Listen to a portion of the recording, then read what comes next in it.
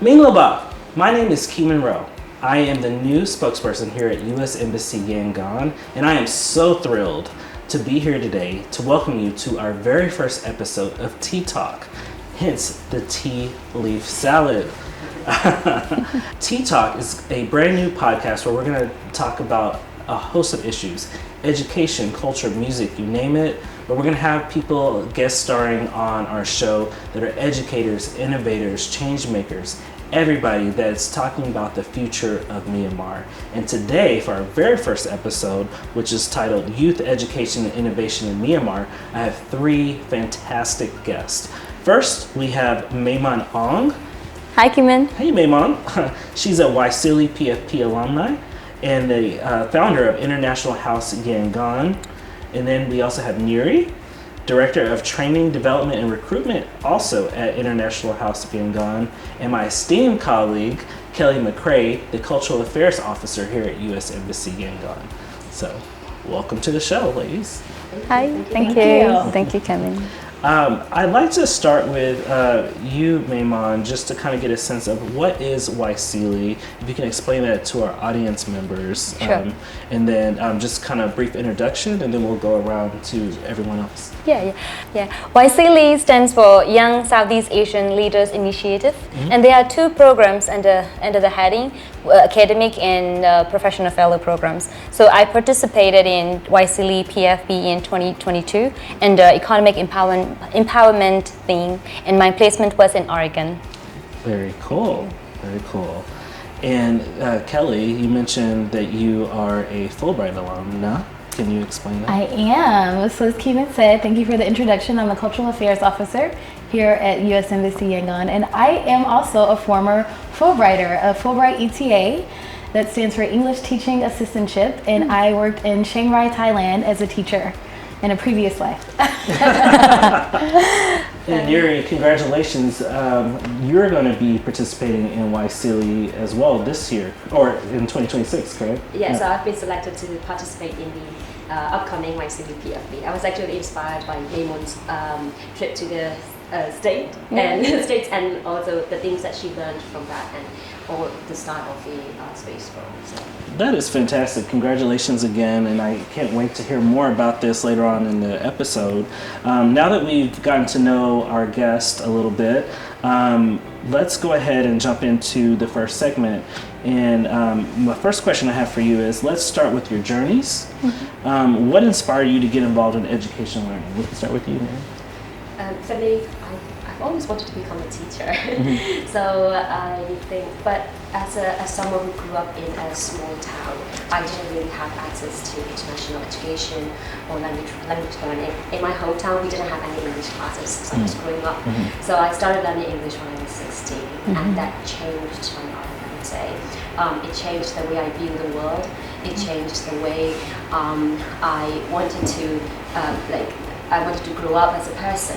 So when I became more proficient in English, I realized that my passion for teaching, learning, and English could be combined. And that's when I started looking into teaching English. And yeah, I guess I became a teacher.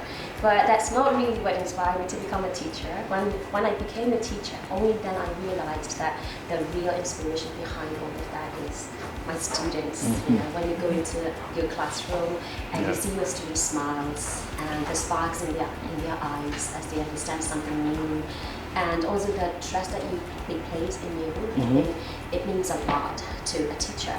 So like when I started realizing all of those things, I was like, oh my God, I want to see these smiles again in my next lesson. So I had to be a better teacher that they deserved.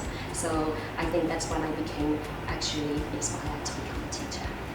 Great. And just to continue with this discussion, can you explain what ages your students are? Because in talking with you, it sounds like it's all like it's a range. Yeah. So the ages range from 6 years old to 60. So we've got different students, different age groups. So I am responsible for teaching those students and also training teachers of those students as well. So, that's really inspiring, and it also just kind of goes to show that we're all students of life, and so it doesn't necessarily mean like age should not be a deterrent to learning English or just learning in general. Yeah, it's never too late to start learning a new language.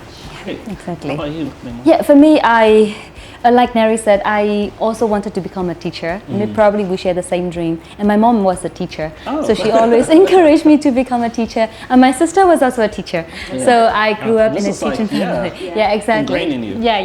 Yeah, definitely. And I did my first bachelor in University of Education Yangon. And I was inspired by my professors, teachers, and I think I'm good at it. So then I always got very positive feedback from my students, and I decided, okay, this is the career I'm gonna do. But I'm not teaching anymore now because I've got lots of work to do. But I'm so into the education industry, and I am so proud of what I have done so far in this, like in supporting education in Myanmar. And Kelly, how about you? So before I joined the State Department, my first foray into international education was as a Fulbright ETA. After that, I worked with the Thailand U.S. Educational Foundation, working with the new ETAs that were coming in, also doing some TOEFL curriculum development as well for some of the schools as a kind of consultant. And then I went on to work in international, at an international office at Mayphalawang University in Thailand. And my mother's also a professor, an English professor. Okay. So I also kind of got a little dynasty Yeah. there. But I will echo what you said. I didn't go into the path of traditional teaching and education, but students have always been a big part of my journey. And that's part of why I am happy to be CAO here, and part of why I will always be involved in international education. It's so important. It opens up so many doors, and I love it. Yeah. Speaking of open doors, I'd like to turn back to you, Mayman. How did the YSEALI Fellowship shape your vision as an educator and entrepreneur to open up your school? Yeah, well, actually, YSEALI, it was a transformative experience in my life, and also it, it brings so much for my community as well, because through the exchange experience exposed me to different U.S. Education institutions like public schools, charter schools, private schools, education unions, community colleges, and non-profit organizations. So I learned a lot of incredible things from those organizations, and I met really wonderful people who are from totally different backgrounds, starting from students, parents, and officials, and also leaders. And I also learned practical strategies on school leadership, school management, and governance and partnerships. And I saw how they can contribute to school quality and sustainability. And it was also a very important milestone for my professional and entrepreneurial growth. I'm so proud of my participation in YSEALI. Yeah, we're proud of your participation. Thank you. And how much you're contributing to the growth of the Burmese people here by helping with the English language. So thank you for your entrepreneurship spirit, which is also part of the American spirit, which I think we really take pride in the United States. I'd like to ask you, Neri, you've trained and mentored many teachers across Myanmar. What drives your passion for helping others learn English? You alluded to a little bit earlier of how they inspire you. Yes. So for me, I am doing teaching and also teacher training. So when you are teaching, you are helping people overcome the barriers in language learning. When you're actually building a bridge between those people and their goals, their professional goals, their academic goals, and even their life goals. So you help people get scholarships, get promoted at work, and maybe pass an important interview at work. So, but the thing is, when you are teaching, let's say if there are 20 students in your class, you're helping 20 people. But the thing is, when you are training teachers, and if let's say each teacher has got about 20 students in their classes, so you're helping hundreds of students, you're helping even maybe thousands of students of those teachers. So as a teacher trainer, I'm helping not only the people in the classroom, but also people who who are in remote places where I cannot physically be. So I think that's the realization of the depth of the meaning of what I'm doing. So I think I am becoming as a teacher trainer. You cannot really stop teaching because you have to continue teaching to be able to train other people how to teach. So I think all of the meaning that I feel from both of the work, that's what drives me continue. And the work is to be commended because each teacher has their own learning style and their own personalities on top of students as well. So it's like you're kind of like a conductor trying to keep everything in sync. Exactly. Wow. So how did your paths cross through ACY English Language Program? Oh yeah. So when I came back from the US, I was inspired by a lot of nonprofit organizations from there. So my friend and I, we founded Space for All nonprofit organization, and I always wanted to apply the community-based education principles that I learned back in the States. So yeah, we founded it and we stayed in touch with the American Center Yangon, and we were so fortunate to lead the ACY ELP programs in 2024. I believe that both ACY and Space for All we shared a common mission to expand access to quality English education, and we also, our paths crossed through a shared commitment, which is we always wanted to help and support Myanmar youth in their education. Yeah. Very cool. Thank you both for sharing your journeys, which are fascinating. Now let's take a look at how international experiences, especially UX exchanges, connect with education innovation here in Myanmar. So let's stay tuned. If you want to know more about Fulbright or YSEALI or the American Center Yangon, please follow us on our social media pages that are just on the screen, and stay tuned. We'll be right back. Welcome back to Tea Talk. During the first segment, we learned about the journeys of all of our guests, and now we're going to do a deeper dive and understand more about the practice behind teaching. So I'll start with Maymon. During your fellowship in Oregon, what was one of the ideas or practice you saw in U.S. schools that really shaped or stuck with you? Oh yeah. So as I said in the previous segment, I learned a lot of incredible things from my fellowship experience. But what really impressed me most was, the culture of bottom-up decision-making practice.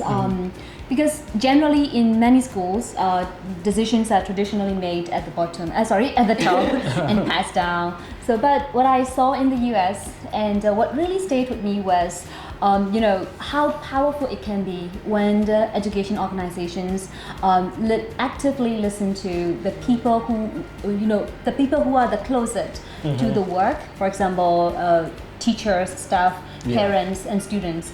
So that approach creates a culture where everybody feels valued and heard.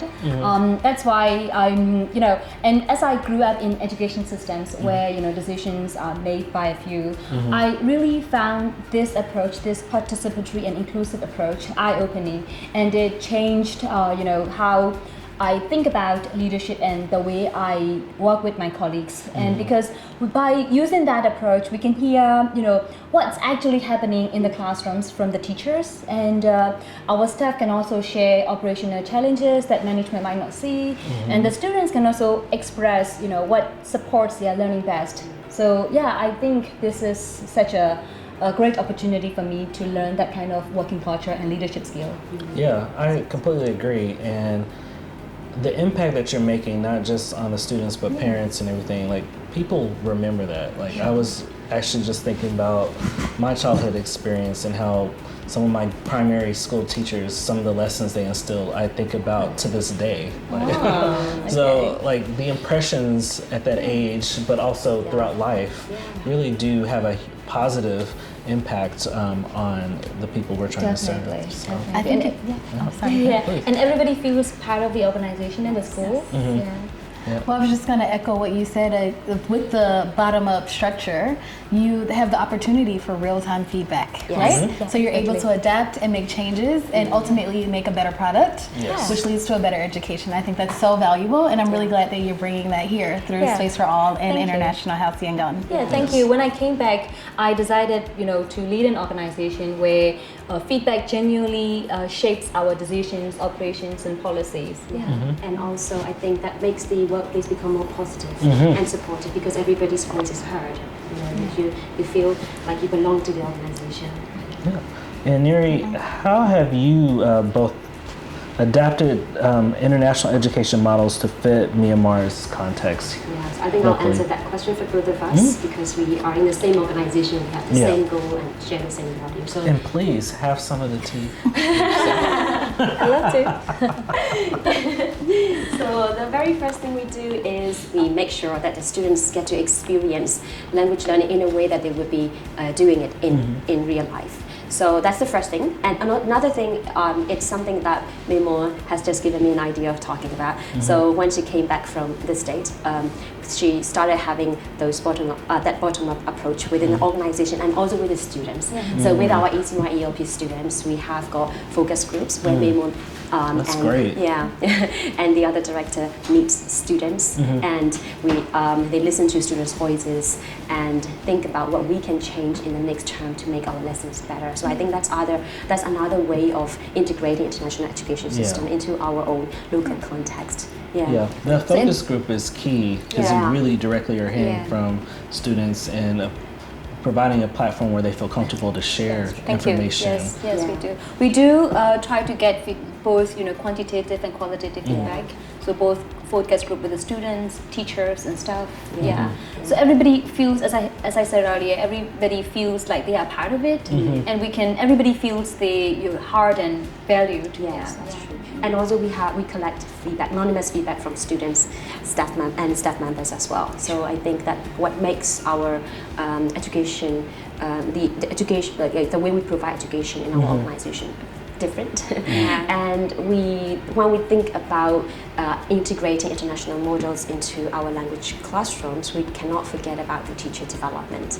So teachers cannot teach good lessons unless they receive good training. So we also focus on training and mentoring teachers so that they can provide lessons that students truly deserve. And our teachers, we are very lucky that our teachers are very, very passionate about learning as well. Yes. Yeah. And Kelly, what do you see as the most meaningful impact of alumni returning to the U.S. from some of our sponsored programming? Neymar is a great example. Their fervor, you. their passion, right? They're already driven, but when they go to the United States and they're able to get this training, it's like a extra battery. They're supercharged, right? So they come back and they already have this drive to make an impact on their communities, but now they have the tools. They have the training, they have sometimes a little seed money to help them get started. They're able to really take what they've learned and apply it immediately, right? They're practical lessons. They also often have a network, right? They have not only the teachers or NGO leaders or whoever they've met with in the States, but among themselves they have a network. They're their own cohort. They're able to rely on each other. They're able to send each other messages. Sure. I've seen business models shared. I've seen lessons planned shared. I've seen whole fundraising and donor campaigns shared. So the network is really a huge part of it as well. They have so many resources when they return that they're able to immediately start enacting their vision. And we're just happy to support them. Awesome. Thank you for that answer, Kelly. Going back to you, Neri, how do programs like ACY English Language Program and Space for All make education more accessible? Yes, so like Nemo said earlier, our shared goal is to provide affordable education to the community. So that's where we start off. We make sure that our lessons are affordable so that everybody can have access to language learning, education. So now we have, and Nemo will also talk about it later, now we have Learning Hub where students can access English courses for free. And we are ACY ELP classes. They are not just language language lessons, they are also bridges. Yeah. They act as a bridge for students who are trying to reach their goals and maybe transform their lives. And I think our language lessons also help students find themselves. I have that one student who said she found herself in the YSEALI classroom. That's powerful. Yeah, so she found her voices, she found her personality, she found what kind of person she wanted to become through our lessons. So I think in that way, we're not only helping our students overcome their financial barriers, but also social barriers by providing affordable language lessons for them. They build community. Sure, Exactly. They build community. They have I don't know. I've never seen a secret handshake. But they have their own little language. They have their own rituals before they go into the classrooms. Yes. It's amazing to see. It's incredible. Yeah. And they also participate in projects where they have where they exchange cultures, where they learn more about American culture and also explore more about Myanmar's cultures and present them in English. So they are learning English and also creating meaningful memories and also learning about different cultures. So the classes, they are not only language lessons for the students. YSEALI is kind of like their second home. Exactly. And they come to YSEALI every day, even if they're no classes today. Can you repeat that part one more time for our boss? They stay there forever, the whole day. What kind of, just kind of going on the program part, what kind of class lessons are they that they learn about either American culture or in general leadership? Every lesson, we make sure like American culture is integrated in every lesson. So, teacher, can you give some examples? For example, we've got the most recent one, Halloween play. Halloween play. And we are also having the Christmas party for our students. Nice. It's going to be a singing competition. And we also celebrated the 4th of July. 4th of July celebration and also like Juneteenth. And we've got a movie screening where students watch films and they discuss how cultures can be different, how people went through different situations in different ages. And the course book we use is American English 5, which is about America and also which uses American English. So the students are. And also the summer, the poster presentation. The poster from presentation different about different states in the US. They gave the presentation and they make posters. It was incredible. Kelly and I always go back and forth. She's from the great state of Georgia. South. And I'm from the amazing state of Texas. Okay. Just Texas. I went to Oregon. But so we always talk about that. Going back to 4th of July and like President's Day and things like that, that's really important because the United States is celebrating 250 years of its founding starting in July. And throughout the whole year, we're going to be doing some amazing programming to talk about America's history and particularly focus on things like freedom of speech and the Constitution, checks and balances, representation in government and things like that. So we're really excited to be working with you all. I think we can find a others way how we can encourage our students to be part of that project. They will be so excited about it. So we're really looking forward to that collaboration later to just kind of talk about how the United States has been a model for other emerging democracies, and is still aspiring to do that through our amendments and other things. Take a note of that and make sure that it's part of the lesson in term 6. I wanted to just kind of transition a little bit. We've talked about innovation and adaptation, so I'd like to turn to impact, which we've kind of talked about a little bit, but the impact of collaboration, and then especially partnerships with the U.S. Embassy, our alumni networks, and our local educators. But before that, let's take one quick break. Welcome back to Tea Talk. I'm your host, Keome, the spokesperson for U.S. Embassy Yangon. Here I have Neri and Maymon and Kelly. And we're going to jump right back into our discussion. We're going to talk about impact and partnerships with the U.S. government, particularly our embassy here in Yangon and the ACY. So Maymon, what has your collaboration with the American Center Yangon looked like in practice? Yeah, Keome, this collaboration between American Center Yangon and Space for War is an incredible synergy with impactful outcomes because American Center Yangon provides the premises with top-notch facilities and student outreach, resources. And also, Space for All, we offers, our academic expertise, teaching capacity, and our credible, quality assurance.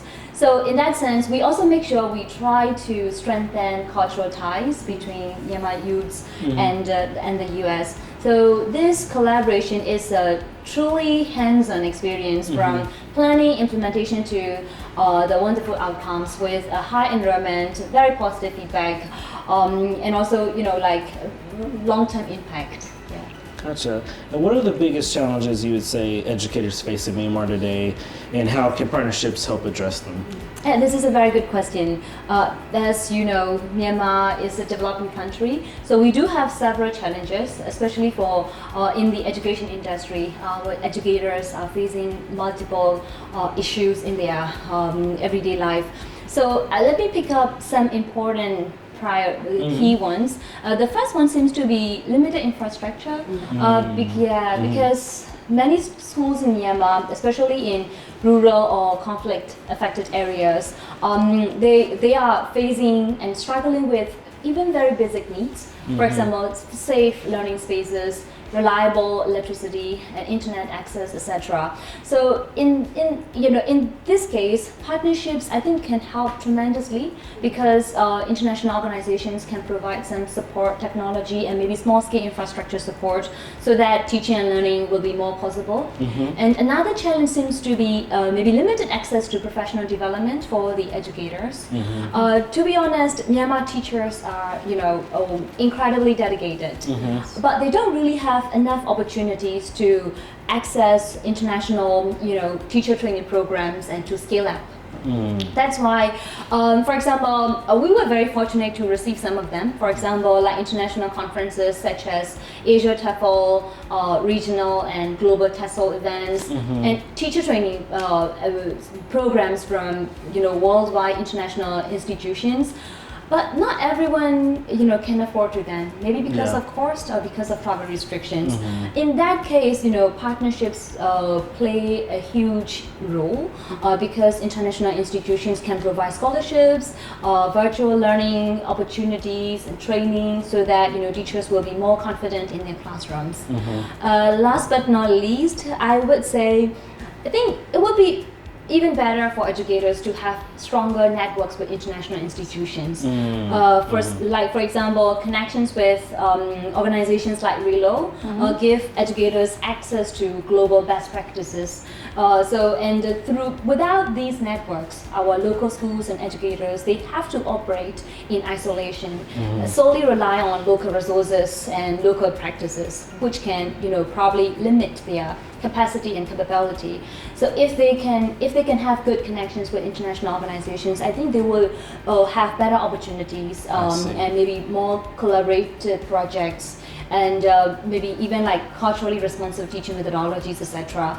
So yeah, these seem to be very, very important key areas we need to address in Myanmar for Myanmar educators. And how I'll just jump in to explain one thing. RELO is the Regional English Language Officer, and there are RELOs all over the globe, and they normally have, I think the average is more than 20 years of experience teaching English, developing curriculum, and enacting curriculum all over the world. And so, yes, we are fortunate to have a RELO based in Bangkok who was able to come here recently and provide some teacher training. And also observe our classes. Of course, in Mandalay, and who was able to get around a little bit. But it's another key element of our education strategy here at Embassy Yangon. Thank you for that. We have some follow-up projects invited by RELO Bangkok. So yeah, we connect with some of them with our teachers based in Thailand. And more to come, but Yes. And then how did your exchange help address some of these issues? Yeah, it was another very interesting question because my exchange experience, as I said earlier, let me repeat the same thing again. It was a transformative experience. It really helped me address these issues in very practical ways. So, for example, our first project was the reciprocal exchange project as a follow-up. I did it with my supervisor, US supervisor, and we were able to offer free teacher training programs to educators across the country. Yeah, and we realized we saw the significant progress at the end of the training, and we realized when teachers are given access and opportunities to learn and grow, we can see the immediate result. And secondly, maybe two important projects grew out of my exchange experience. They were Y Unified project, which offered free communicative classes to students from Yangon, and another one is YSEALI program. So both initiatives are hosted in American Center Yangon premises, which, as I said earlier, which provide top-notch facilities that not many students would otherwise able to access to. So I think by giving them such an opportunity to study in such a well-equipped and safe learning environment, we are kind of like trying to address maybe some infrastructure gaps that we may see in the local schools. And also these programs truly, these programs are really good examples of how powerful partnerships, impactful partnerships can contribute to our local community. And finally, we are so proud of being a part of the Learning Hub initiatives, which provides a very useful platform for teachers and educators and students across the country. They are able to access different materials, training, and innovative learning opportunities. So yeah, in this way, I am so proud of I don't think we'll be able to do such incredible things without my experience in the exchange fellowship. Gotcha. And if you're interested in learning more about the ACY Learning Hub, please follow your screen information there and we can get you connected. Yeah. Kelly, this question's for you. How is Embassy shaping its approach to cultural and educational programming in years to come? Yeah, well, as you already mentioned, next year, 2026, will mark the 250th anniversary of the Constitution, of the Declaration of Independence. So it's America's 250th birthday, and it's a big deal. And we're incorporating that into our programming for the year, both in education and cultural projects. And so Space for All is going to help us execute that. You mentioned some themes that we might have, freedom of speech, federalism, but also some things like American excellence in sports, combat sports, golf. Yes. We're excited for the upcoming decade of sport. The U.S. is hosting not only the FIFA World Cup, but also the Olympics, also the Paralympics, and the Winter Olympics. In LA, 2028. Yes. Wow. Correct. Correct. Decade of sports. Decade of sports. The whole decade. So we're really excited to highlight a lot of that American culture in our programming, and of course it'll spill over into education. It's a good opportunity to talk about the foundations of America, the values that have driven America's growth. It's a good opportunity for us to share some themes of American resiliency, innovation, ingenuity, entrepreneurship. And our goal is to share American stories and hopefully reinforce and foster those same values here among Myanmar youth. We also are excited to highlight some U.S. innovations and how they can improve education systems. So with AI tools advancing rapidly, I think there's lots of opportunity for development in that area, and we want to highlight and bring those opportunities here. So we already have some things in the works already, but please stay tuned. Stay tuned. There's definitely more to come. But also, thank you for mentioning the Learning Hub and giving it a plug already, but just to tie it in a bow, it's an online platform where there are a myriad of classes available, including English language learning classes. There's also entrepreneurship classes, how to be an influencer classes, And there's GED preparation classes. GED preparation classes. Exactly. Yes, there's something for everybody. Yeah, there's something for everybody. There's something for every lifelong learner that is out there. Sure. And I would encourage everyone, if you're not able to get to the ACY, then please get to the Learning Hub. Yeah. I have a little note here. You just have to Google American Center Yangon Learning Hub. That's easier than saying the website. But once you search for that online, it'll pull right up, and you'll be able to have access to so many wonderful training programs and educational programs right at your fingertips. Thank you for that. Please, audience, we do highly encourage you, if you're interested in getting to know more about the ACY and all of our programming there, or if you can't make it to Yangon or you want to just learn from the comfort of your own home, please do check out our ACY Learning Hub. Please stay tuned for our next segment. So welcome to our last segment. We'll dive right in. So what is next for you in your organization? Yeah, what's next? So yeah, it's A250, but also, no, I'm just kidding. yeah. We do have some priorities, but bear in mind that whatever we think about next always comes from what we have done so far. So our first comes first. Our key priority is to strengthen our teaching English and teacher training ecosystems, maybe by creating more structured pathways, better resources, more courses, and ongoing support for our teachers and students across the country. We are also focused on scaling the ACY ELP programs so that even more students have access of the high quality English language programs. Secondly, we also give priority to professional development for our teacher and staff. We want them to have continuous opportunities to grow, learn, and stay connected with the changing world. And finally, I would say we are looking forward to strengthening our organizational sustainability by making sure that our programs, partnerships, and operations continue to thrive long run, even in a difficult situation. So I would say these are the key priorities we're going to focus in the upcoming future. Yeah. And if you could give one piece of advice to young people passionate about education or teaching, what would it be? And I could start by first highly recommending that you follow us on our social media pages listed on the screen, as well as going to our ACY Learning Hub, but also going to ACY, but in general.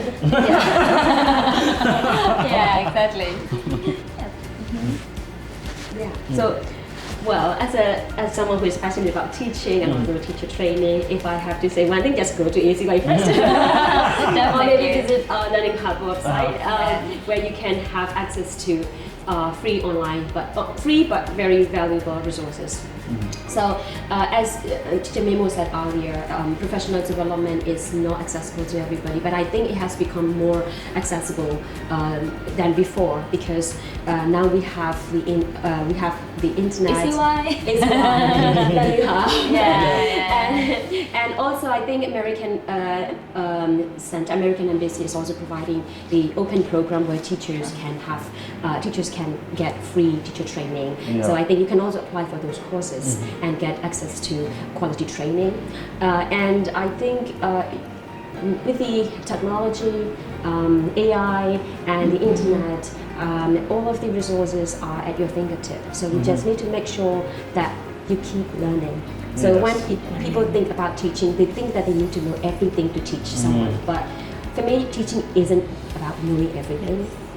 It's more about being committed to learning, being committed to your professional development, and being committed to continuing what you're doing.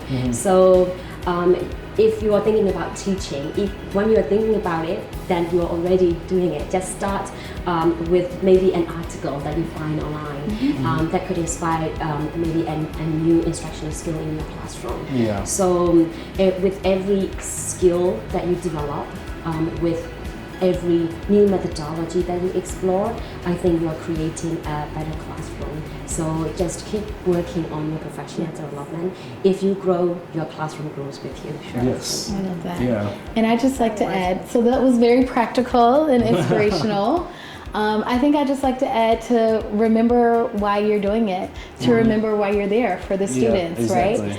I think sometimes it can be easy. I don't know the system in Myanmar as well, but it can be easy to get bogged down in some of the administration. I remember when I was a teacher, I loved teaching. I loved the students. I loved the classroom, but all the meetings and all the extra stuff that you had to do was kind of a barrier. And I think if you focus on why you're there, focus on the students, focus on your mission, then that'll get you through. Yeah, exactly. And with that passion and with that, learning spirit, I would say we also need to be more resilient. And no matter what, we need to keep learning and try to become more resilient so that we can be able to build a stronger and more resilient education system. That's true. And also when we talk about professional development, it's not just about very expensive teaching qualifications. You can always develop your profession by getting access to different resources like YouTube videos. You can watch teaching demonstration there. You can read articles from scholars, have access to free books as well. And frequently talking to mentors and seniors. So important. How do you envision the future of English language and education development in Myanmar? Well, I envision the future where English learning becomes more accessible and affordable for everyone. I don't really want, English learning as a posh, privileged service. I think everybody needs to learn English, and everybody needs to have equal opportunity to learn English. And we have witnessed a shift toward, student-centered learning these days, diverging from traditional lecture method, but still we want to make it more impactful and stronger so that we can help the students improve their 21st century skills. And we don't think English is just a language. It should be a part of their everyday, and it's beyond the language, beyond the classrooms. Yeah, so it's in your movies, it's in radio, film, music, books. Definitely, it's everywhere. Definitely, we Tourists. envision that future. Of course. Maybe with the integration of advanced technology. Yeah. And finally, we want Myanmar youths to have more access to global opportunities, so that they will be able to succeed in the interconnected world. Yeah. Thank you. Well, thank you all so much for a lovely discussion and all the wonderful things y'all are up to in partnership with ACY. Thank you again for your insights and your experiences and all the wonderful work you're doing. I'd like to encourage our listeners, if you haven't already, please follow us on our social media pages and also learn more there of how you can access our ACY programming.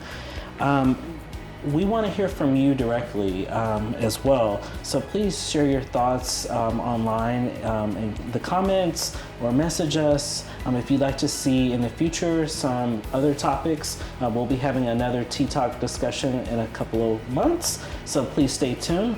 But thank you for tuning in to our very first pilot episode, and we look forward to continuing to engage with you. Thank you. Yeah.